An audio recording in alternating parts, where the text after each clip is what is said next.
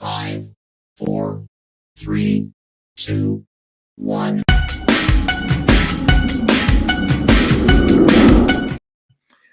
What is going on, comic book familia? We are back.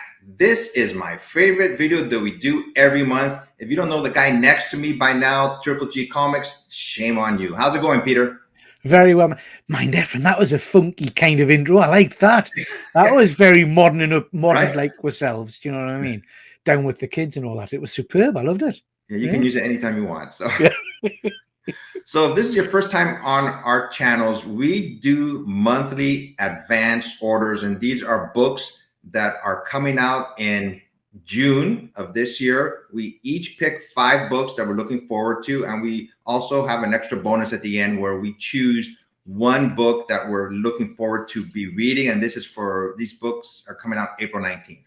Yeah. Okay. Absolutely. But before we go any further, Peter, you are like Reed Richards, Mr. Fantastic. He is a genius in the 616 universe, and you, my friend, are a genius when it comes to your making of YouTube videos. They're always so enjoyable, and I love being on your channel all the time.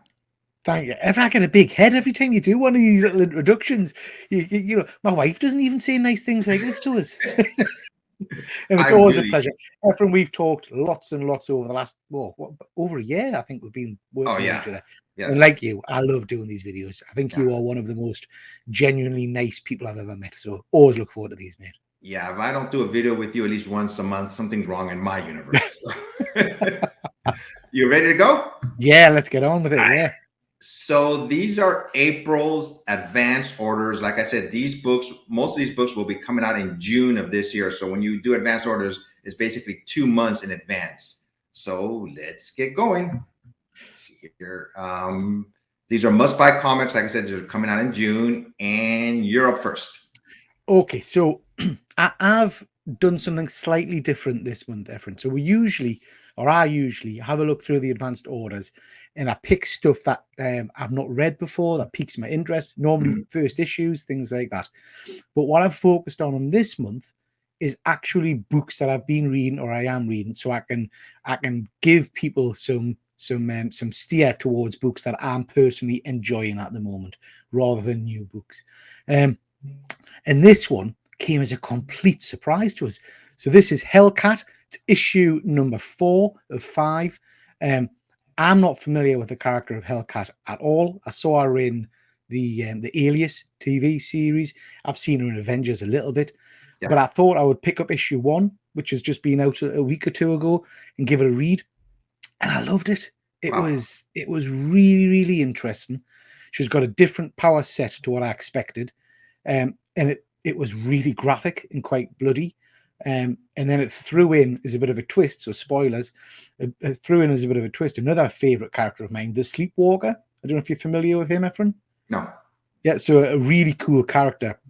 I just loved it. So anyway, I've read issue 1. I'm keen to continue with this. This is going to be Hellcat issue 4, and it says Hellcat has reached a breaking point as she's haunted by secrets from her past and hounded by the law. Sleepwalker and her ex Damien Hellstrom in the present, with the dark forces conspiring against her and the truth of the murder finally about to be exposed. I just think it sounds great, and I love that cover as well. I think it looks tremendous. Yeah, who's the character behind her? I just noticed that. I'm not sure. Doesn't look like Sleepwalker. So I'm not sure. I presume that's so. Basically, the first issue opened with I'll not spoil it too much, but basically someone that Patsy knows being ripped to shreds and murdered. Okay. And the police thought it was her. So it kind of set up that it's a bit of a murder mystery kind of thing. It's just, I'm gushing about it a bit, Efren. It's just bizarre because I'm not familiar with the character at all, but issue 1 just got us hooked, absolutely hooked. So yeah, nice. Loved it. I think what's important is these are comic books that we enjoy reading. Yeah. You know, and I haven't read issue 1 yet, but I'm going to now. And but yeah, that's a good choice. So mine is Star Wars: The Mandalorian number 2, cover 1. This was written, one of the main reasons I picked this one, it was written by Rodney Barnes, who's one of my favorite writers of Philadelphia. He did the recent Blackula novel, The Return of the King. And I picked this one. And also the artist is E.M. Gist, who lives in Southern California. A very nice person. So it says season 2 of the hit Disney series is here. Grogu and Din Djarin return in chapter 9, The Marshal. And it goes from there. I haven't read issue 1 yet, but this was like, I like the cover. It looks like a gunslinger, obviously with the guns on his hip. So hopefully this will be a good series, continuation of the Mandalorian series on Disney Plus. I love that cover, and that's one of the characters from Mandalorian that really piqued my interest. Yeah. So yeah, that's a great pick. I've not read many Star Wars comics, to be honest, Efren, but I've just come back from Star Wars Celebration, and I am in a Star Wars mood. So I think I'll probably pick this up and see what it's about. All right, next up, you're up.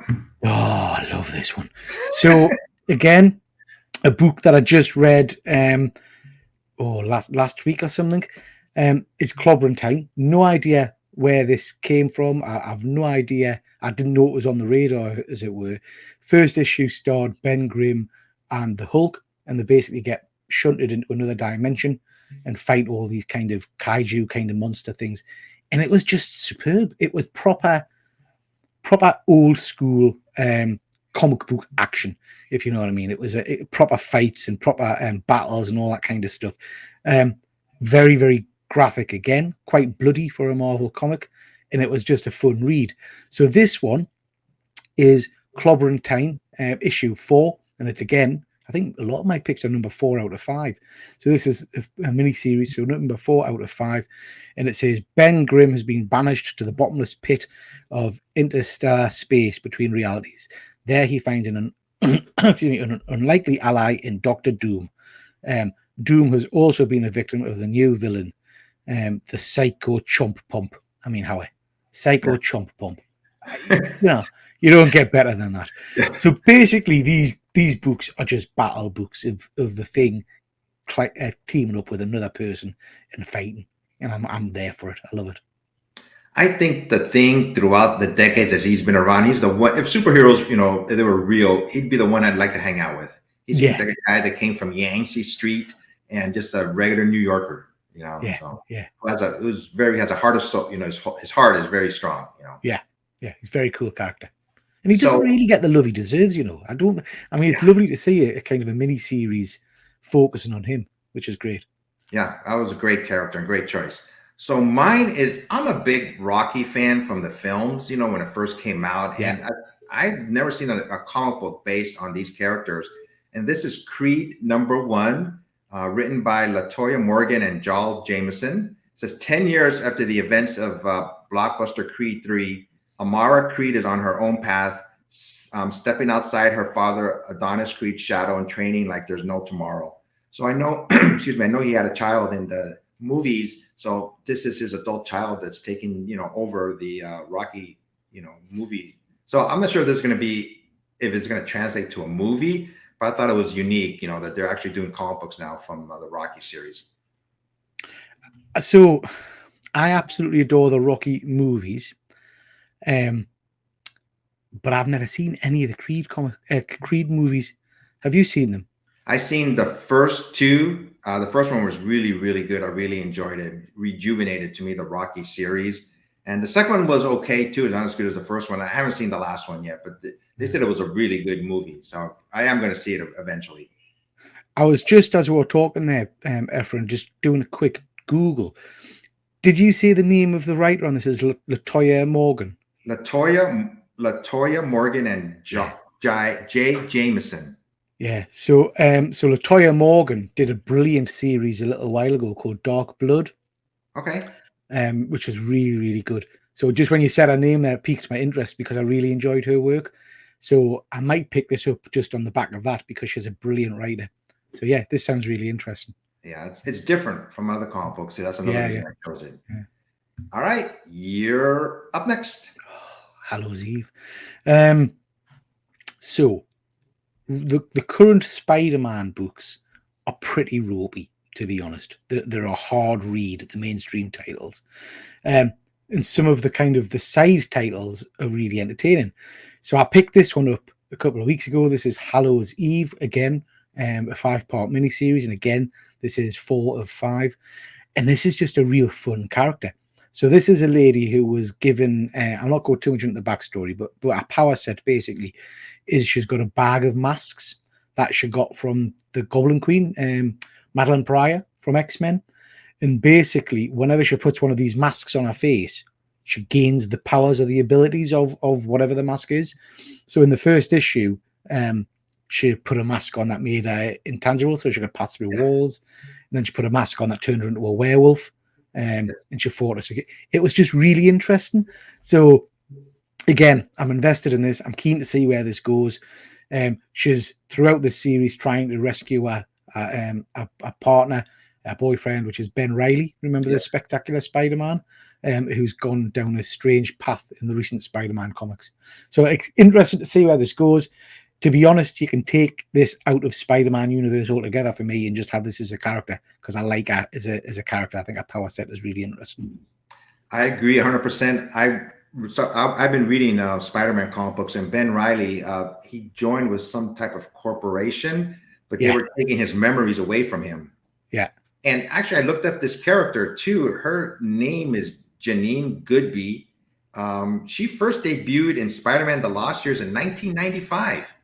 Wow. Yeah, I was like, wow, that long ago? And they had the capability of bringing her back into the modern era of Spider-Man and Ben Reilly. I think it's a great character. I love her power.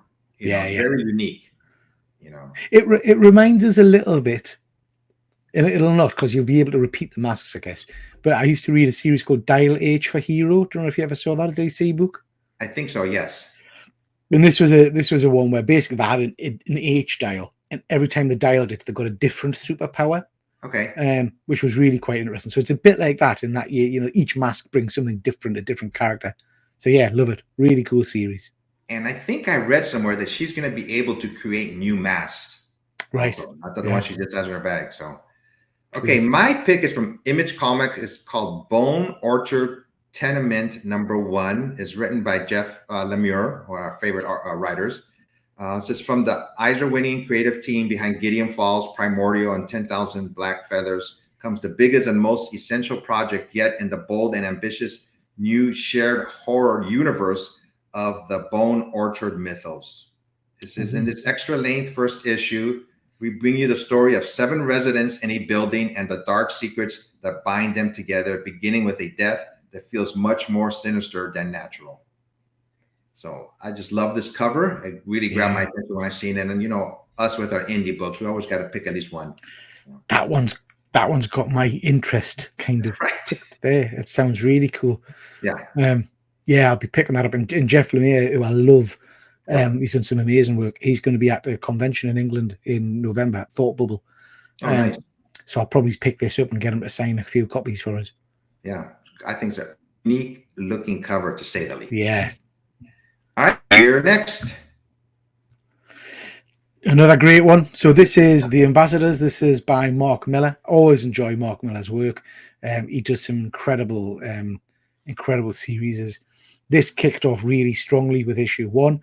It's basically a world where this individual on the front cover there in the white has developed an ability to give superpowers to people. So she's basically going to give 6 people in the world superpowers, and they've got to be the best people. So not the strongest or the most powerful. They've got to be the best in terms of integrity and things like that. Oh, that's how it's setting it up. Issue 1 was really, really interesting. So this is the last issue. This is 6 of 6, and I'm just interested to see how it pans out. The artwork in it is incredible. Issue 1 had some incredibly graphic scenes with people using the superpowers and things like that. So I always enjoy Mark Miller's work, so really keen to pick this one up. I've read issue #1 too, and this is a great pick. I can't wait to see how this series ends.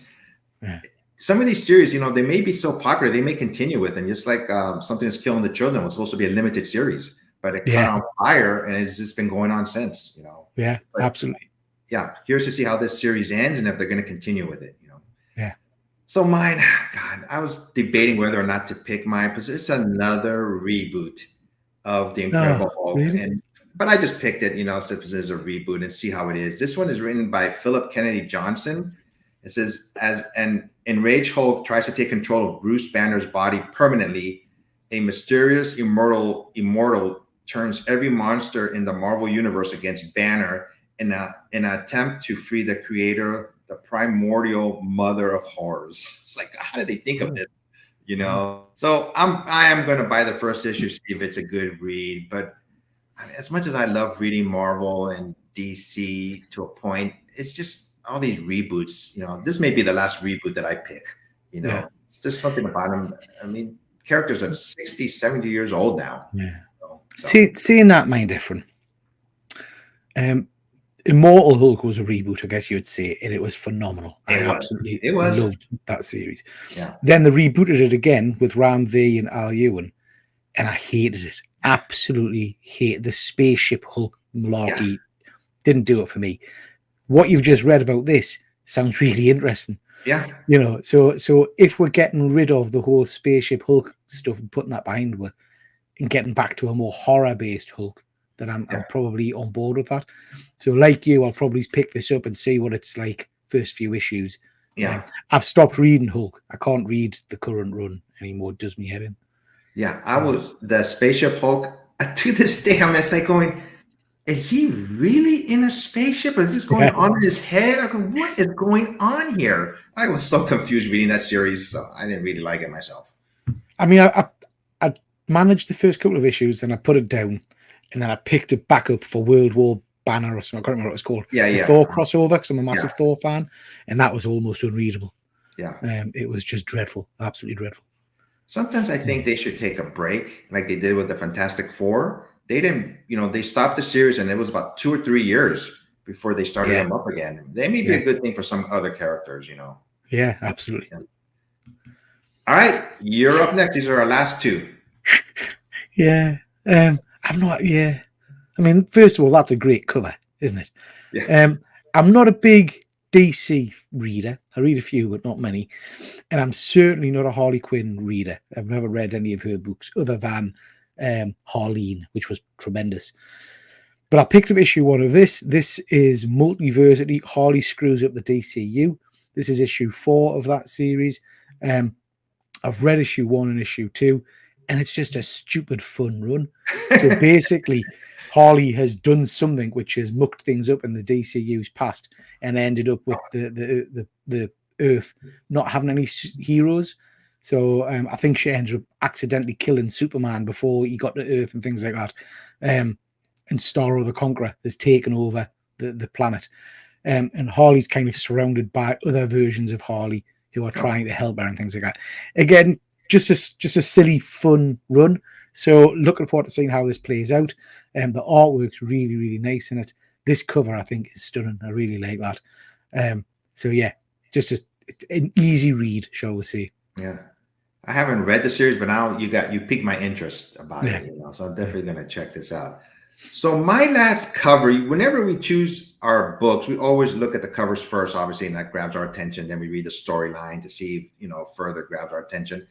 But there are a lot of books where the images are just not available yet. Yeah. But this one grabbed my attention. There's going to be 4 books from Marvel that you can order. Avengers number 2, cover E.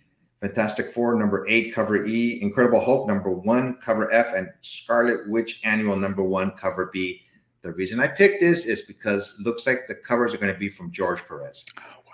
Yeah. And I'm curious to see how these 4 covers are going to look like. For anyone is unaware, George Perez passed away a few years ago, and it was one of our favorite artists. And this grabbed my attention. I'm buying these books, and this is just because of George Perez. Basically, I'm curious to see what kind of covers are they going to be. Covers that were never used before, which I'm thinking that's what it will be. So curious to see how these covers come out.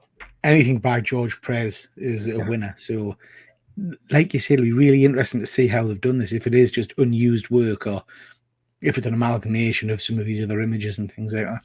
Yeah, that'll be really interesting. When these books come out in June, and when we do our advanced orders, we'll show these 4 just to see how they Yeah. Okay, so our last segment is books that we are looking forward to be reading, and these books are coming out on April 19th. You're first. Oh, Efren. I mean, if anybody watches any of our shows, they'll know I've been banging on about this book for months. This is The Punisher. This is issue number 11. It's all kind of coming to a head. I am super hyped for this. Last issue ended basically with the Punisher coming face to face with Black Widow, Captain America, Daredevil, Wolverine. If you haven't been reading this series, you need to get on it straight away because it's amazing. Best run of Punisher I've read in a long time. Basically, it says Frank Castle has finally embraced the role of the Fist of the Beast, the High Slayer of the world's most powerful clan of murderers, the Hand. And basically, he's the killer of killers now. He can wipe anybody out. And the rest of the Marvel Universe has taken notice. If Frank really wants to end this war once and for all, he's going to have to fight his way through some old familiar faces. And again, no spoilers, so pop your fingers in your ears. A couple of issues ago, he fought Daredevil, which was brilliant. And he also fought Ares, the god of war. He beat the god of war, which was just amazing. So yeah, I'm loving this series. Very, very cool. I'm curious to see how they're going to end this series. I mean, what's going to happen to him? You know, he's going to be defeated in some way, but how much of a defeat is it going to be, you know? But the power level he's at now, you would imagine this would be a very quick battle. Do you know what I mean? Because but in the last issue, we kind of saw him wavering with something. So maybe he is starting to come out of it a little bit. But yeah, you're right, Efren. Where you take the Punisher from now, I've got no idea. They have resurrected his wife, and I think she's going to have to play an important part of the ending of this. Something's going to happen. But again, she's going to have, I think you're right. She's going to be the linchpin because, again, spoilers. One of the other things he's been trying to do is resurrect his children. Yes. And he's failed at that hundreds of times. So on the last issue, she kind of found a whole host of gravestones, which is pretty sick when you think about it. So he keeps bringing his kids back and watching them die again. Yeah. So amazing. Curious to see how this book ends. I think it's going to shock everybody. It's going to shock the world. So my last pick, and we've talked about this book already. It's Hollow's Eve. Issue 1 already came out. I'm really enjoying this series. It's just a limited series, and she's actually fighting. It looks like a wolfman, which she can also turn into a wolfman. So I'm curious to see how this particular book, you know, what it is about. So this was a real good twist in issue 1, Efren. So she put the Wolfman mask on. Yeah. And as the Wolfman accidentally scratched a security guard. Oh, yes, that's right. That's what it is. Okay. Yeah. So it's implying, obviously, that whatever mask she's got on, she's got that power set. So she's turned him into a werewolf, unfortunately.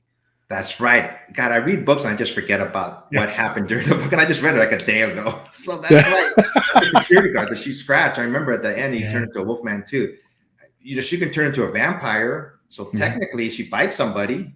You know, she has a thirst. They become vampires then. Those are very unique power skills that she has. You know, very cool. Very cool. Yep. Okay, so those were our advanced orders in the one book where we're looking forward to be reading next week. Peter, what you got coming up on your channel? So I've got weekly comic and toy videos. I do about two videos a week on that. We've got every Monday I do a live show at 8 o'clock. So please do check out that. And I've got a few shorts coming out as well. So lots of content. Yeah, next Monday, we're going to be doing a drawing of Teenage Mutant Ninja Turtle characters. I can't draw. I told Peter this a long time ago, but he was nice enough to let me come on and basically just moderate when they're drawing and stuff like that. Because I can draw stick figures. And that's how we met on another person's channel drawing, you know, but I can't draw. So thank you for not asking. You're the host with the most next week, Efren. You're in command. Yeah, I can say anything, you know. You guys will be so busy drawing, you won't be listening to what I'm saying. You know? So. But until next time, everybody, hit that like, subscribe, and notification button. I will put a link to Peter's YouTube channel in the description below. Everybody be safe and take care. Bye.